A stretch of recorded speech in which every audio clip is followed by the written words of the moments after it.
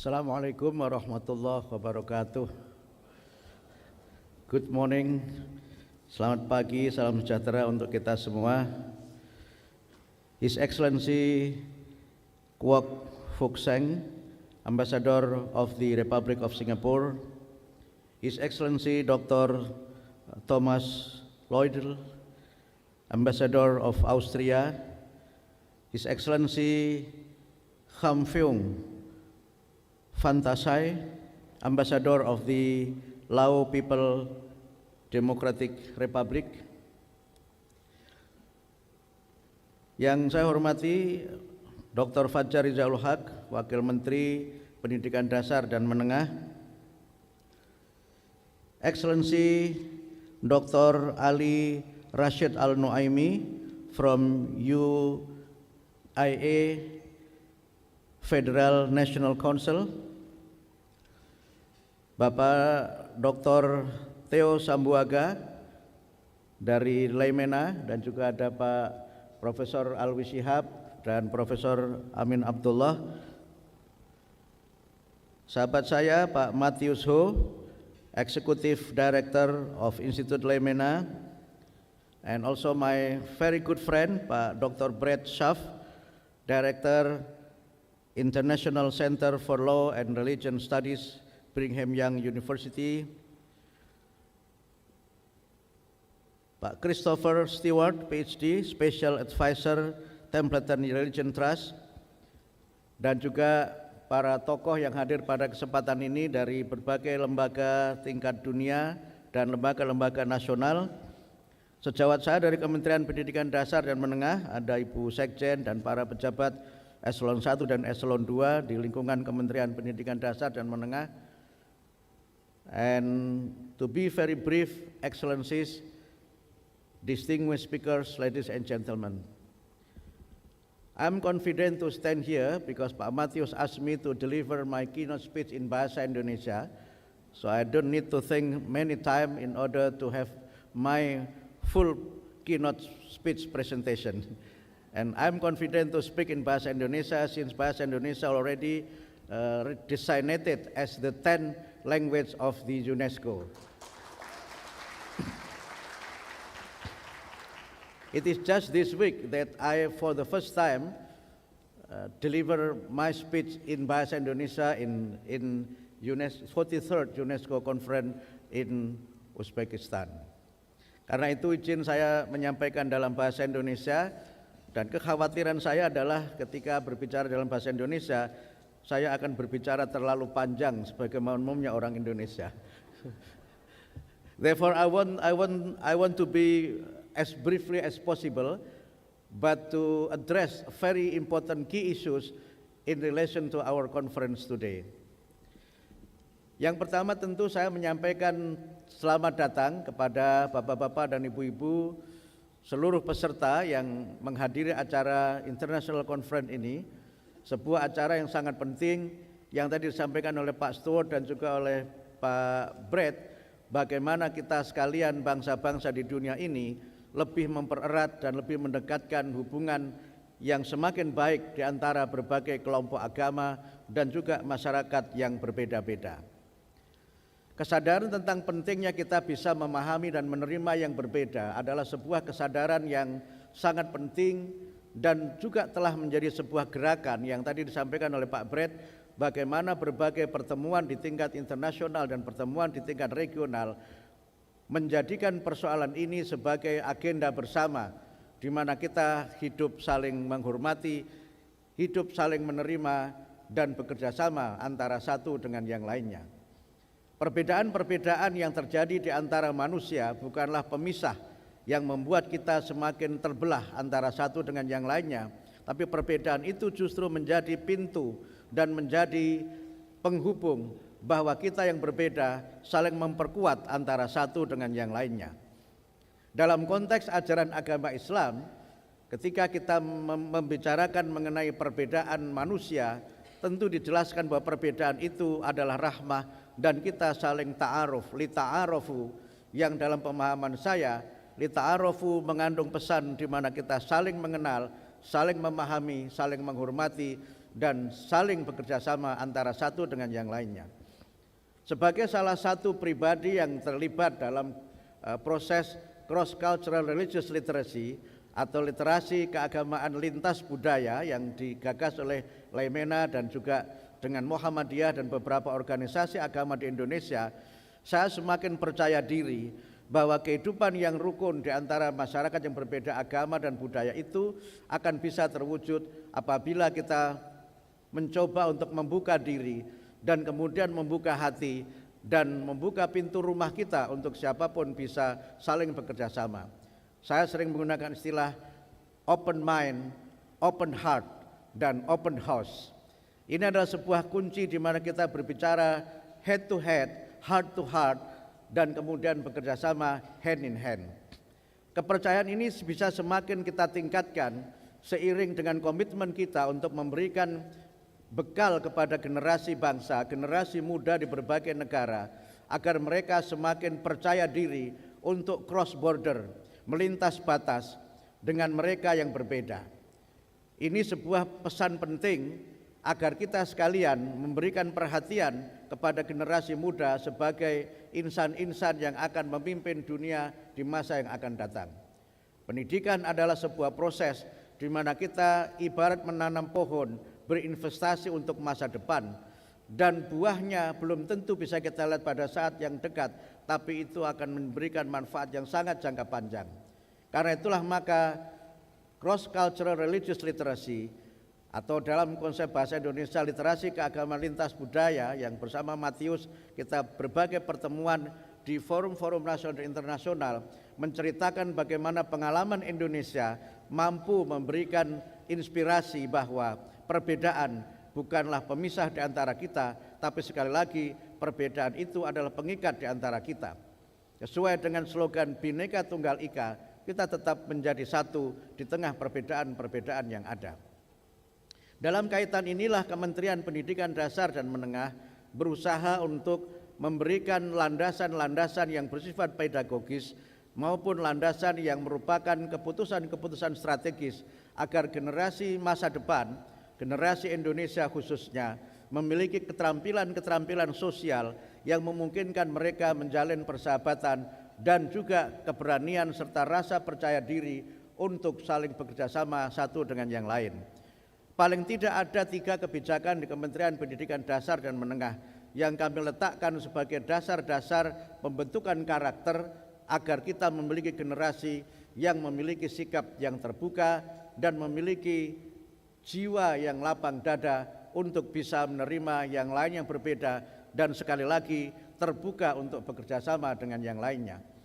Dari ruang kelas kami berusaha memperbaiki melalui pendekatan pembelajaran mendalam atau deep learning yang diantara tujuan kami adalah bagaimana membentuk generasi yang beriman dan bertakwa kepada Tuhan Yang Maha Kuasa, tapi pada saat yang lainnya mereka juga harus menjadi generasi yang menjadi warga bangsa yang baik, menjadi warga dunia yang baik, dan mereka juga menjadi generasi yang siap berkolaborasi dengan siapapun di mana mereka berada. Mereka adalah generasi yang memiliki tanggung jawab dan jiwa sosial yang tinggi untuk kemudian secara bersama-sama menciptakan kehidupan yang damai dimanapun mereka berada. Persoalan ini menjadi sangat penting karena kita sekarang melihat bagaimana dunia mengalami tantangan yang tidak sederhana, terutama fenomena di mana banyak generasi muda kita ini menjadi korban atau mungkin menjadi pelaku dari kekerasan digital.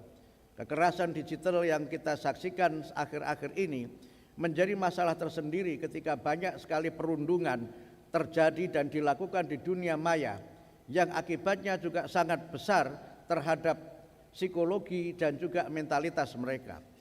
Persoalan-persoalan yang sekarang ini terjadi menyangkut kekerasan generasi muda, sebagiannya karena mereka tidak memiliki ruang yang semakin luas untuk mereka bisa bertemu dengan teman sebaya atau kemudian mereka beraktivitas sosial dalam kehidupan nyata. Karena itulah maka literasi keagamaan lintas budaya yang juga merupakan bagian dari program yang saya kira sangat sejalan dengan kebijakan kami yang kedua, yaitu kebiasaan 7 anak Indonesia hebat atau kita sebut dengan 7 KAI yaitu bangun pagi, beribadah, berolahraga, makan sehat bergizi, gemar belajar, bermasyarakat, dan tidur cepat. Kami ingin mendorong agar generasi muda ini lebih banyak memiliki aktivitas-aktivitas sosial dengan berolahraga dan aktivitas sosial dengan mereka bermasyarakat. Kami mendorong agar mereka lebih banyak bergaul dengan mereka yang berbeda, bergaul dengan mereka yang memiliki latar budaya dan agama yang berbeda, dan itu dalam banyak sekali literatur dan pengalaman memberikan mereka social experience, pengalaman-pengalaman sosial yang terbuka. Berbagai inisiatif dan program yang mendorong terjadinya literasi keagamaan lintas budaya itu telah dilakukan dan telah memiliki dampak yang positif.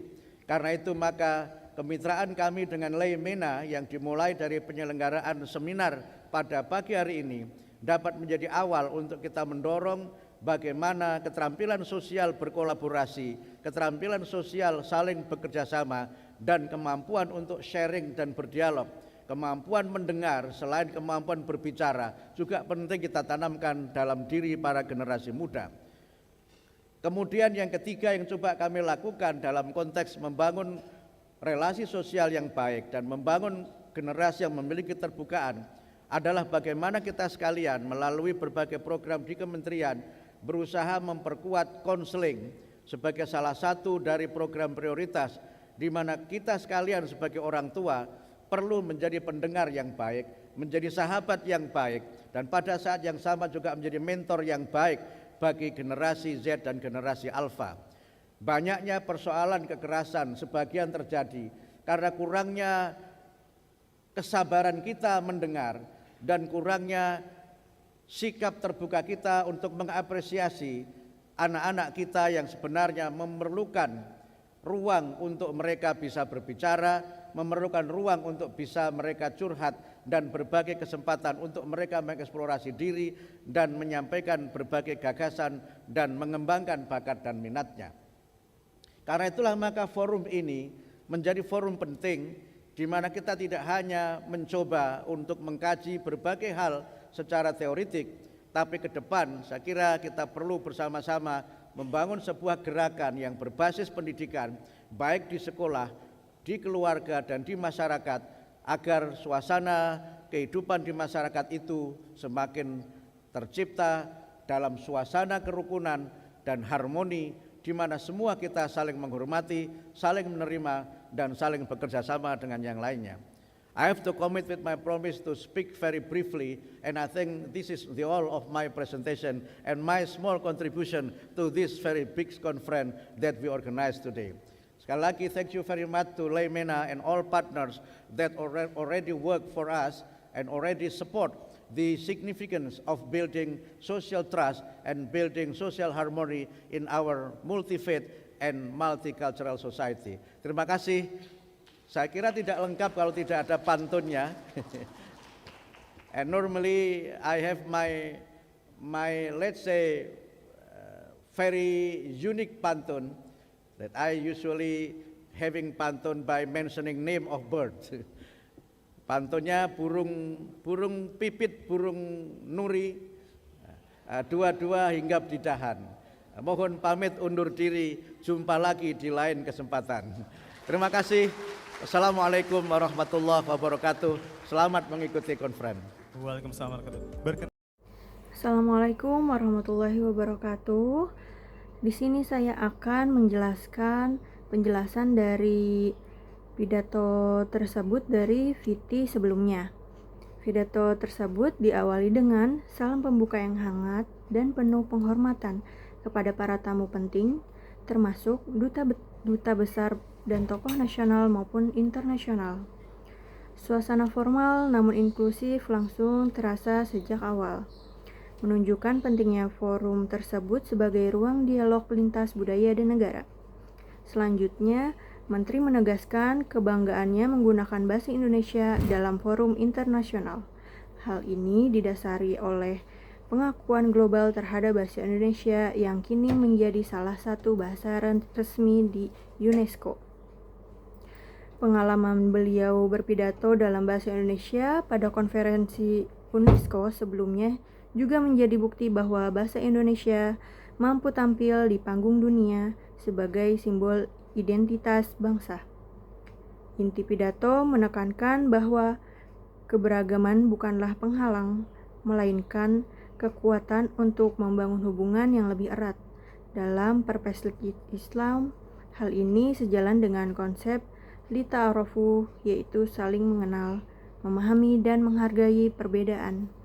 Untuk mewujudkan harmoni tersebut, beliau memperkenalkan prinsip 3 keterbukaan, yaitu membuka pikiran atau open mind, membuka hati atau open heart, dan membuka ruang interaksi atau open house sebagai pondasi untuk menciptakan komunikasi yang tulus dan kerjasama yang nyata. Dalam ranah kebijakan pendidikan, Menteri memaparkan 3 strategi utama. Pertama, pembelajaran mendalam atau deep learning yang tidak hanya menekankan aspek akademik, tetapi juga pembentukan karakter spiritual dan sosial. Kedua, program 7 kebiasaan anak Indonesia hebat yang mendorong anak-anak aktif dalam kegiatan fisik sosial agar tidak terjebak dalam dunia digital semata. Ketiga, penguatan layanan konseling dengan melibatkan peran guru dan orang tua sebagai pendamping yang empatik, guna menciptakan lingkungan yang aman dan serta mengurangi kasus perundungan. Sebagai penutup, beliau mengajak seluruh elemen masyarakat untuk bersama-sama membangun harmonis sosial melalui pendidikan, baik di lingkungan sekolah, keluarga, maupun masyarakat luas. Pidato diakhiri dengan pantun yang sederhana namun bermakna, sebagai bentuk pamitan sekaligus harapan untuk mendapat bertemu kembali dalam kesempatan yang lain. Terima kasih. Wassalamualaikum warahmatullahi wabarakatuh.